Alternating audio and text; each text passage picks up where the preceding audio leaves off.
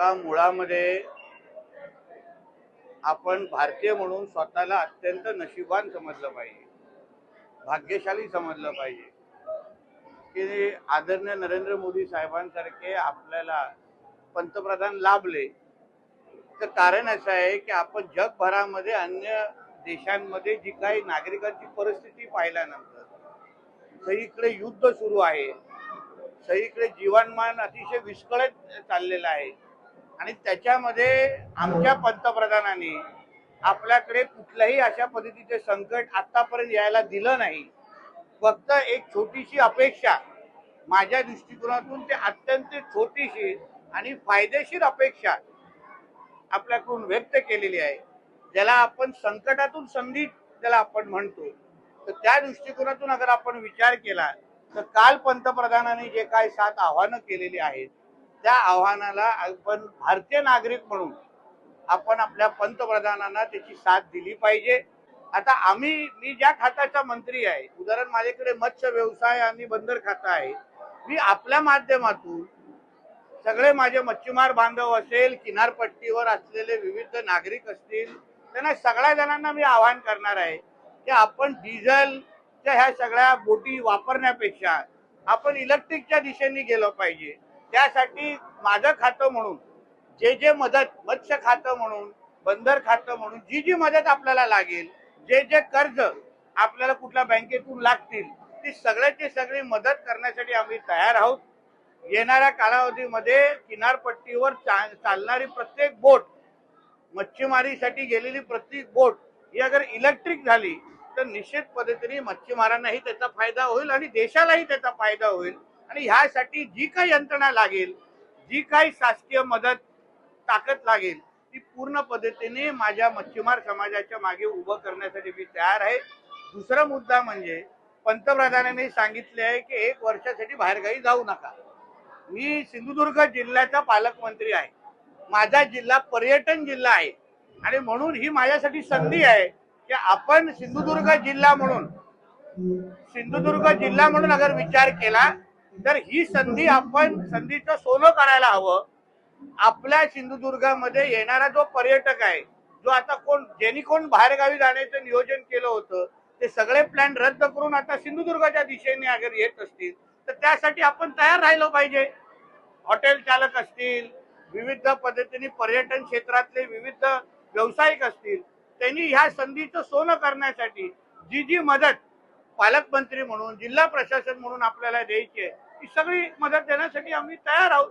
म्हणून हे सगळी 7 आव्हानं आपण अतिशय विचारपूर्वक अगर स्वीकारली तर माझ्या दृष्टिकोनातून मग सोनं खरंच नाही. मग दुसरा, आपण जे काही प्रवास करतो, आता मी माझ्या ताफ्यातल्या गाड्या कमी केल्या, माझ्याकडे 6-7 गाड्या होत्या, आता 3 वर आणल्या आहेत, 2 वर आणलेल्या आहेत. त्याचबरोबर मी इलेक्ट्रिक गाडीचं पण सिंधुदुर्ग, जी माझी डीव्ही कार आहे जिल्ह्यातली प्रशासक, ती पण मी इलेक्ट्रिक गाडी आता विकत घेतोय आम्ही. जी उद्या काल पेट्रोलची डिझेलची घेणार होतो, ती आता इलेक्ट्रिक गाडी करणार आहोत.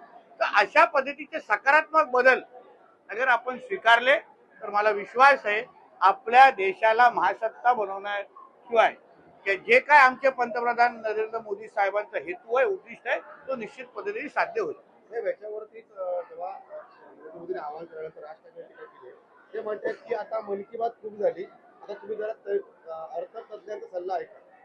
कदाचित घरात बसून अर्थतज्ञांचा सल्ला समजत नसेल आणि म्हणून ज्या आदरणीय नरेंद्र मोदी साहेबांनी गुजरातचं नेतृत्व केलं मुख्यमंत्री म्हणून, देशाचं नेतृत्व वारंवार करतायत, देशाचे नागरिकांनी त्यांना 3दा पंतप्रधान होण्याची संधी दिलेली आहे, त्या व्यक्तीला काय सल्ले द्यायचे हे आदरणीय राजसाहेबांना माहिती असलं पाहिजे. शेवटी आपल्या देशाला पुढे घेऊन जायचं असेल तर देशाची मन की बात त्यांना कळते, नागरिकांची मन की बात कळते, म्हणून तर 3दा निवडून दिलेली आहे. त्याच्यामध्ये उद्योजक पण आले, त्याच्यामध्ये अर्थतज्ञ पण आले. आपल्या देशाचा विकासाचा दर हे राजसाहेबांना माहिती आहे का? आज आपला देश आर्थिक सत्तेमध्ये 3 क्रमांकावर आहे, 3ऱ्या क्रमांकावर पोहोचलेला आहे. तो कुठे होता आणि कुठे आहे देश? अन्य जगामध्ये होणारी युद्धाची परिस्थिती, आणि आज आपण लग्न समारंभ करतोय, कार्यक्रम घेतोय, दुसरीकडे श्वास घेण्यासाठी पण संधी भेटत नाही. तर चांगल्याला चांगलं म्हणावं हे हा माणुसकीचा धर्म म्हणतो. खरं तर ते जे सत्य आहे ते महिला आयोगच्या माध्यमातून बाहेर आलेलं आहे.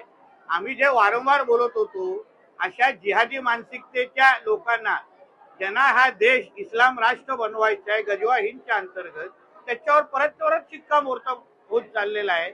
आणि म्हणून जसं मी काल बोललो, AIM सारख्या दहशतवादी संघटना जे काय त्या निदा खानला समर्थन करत होते त्यांचा आता पूर्ण पद्धतीने बुरखा रोज फाटत चाललेला आहे.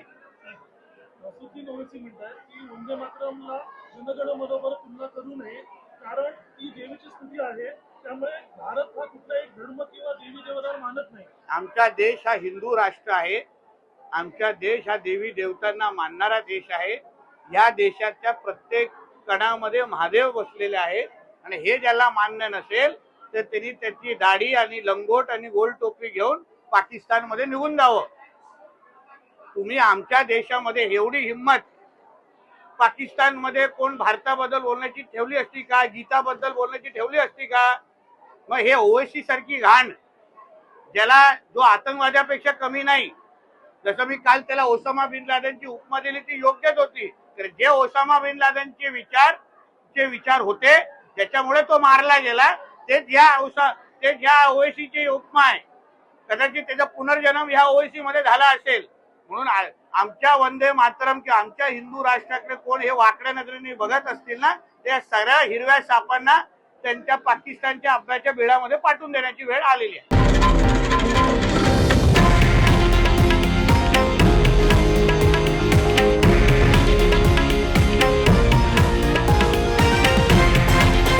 हे आहे देशातील नंबर 1 न्यूज नेटवर्क आणि आपण पाहत आहात TV9 मराठी, एकमेव.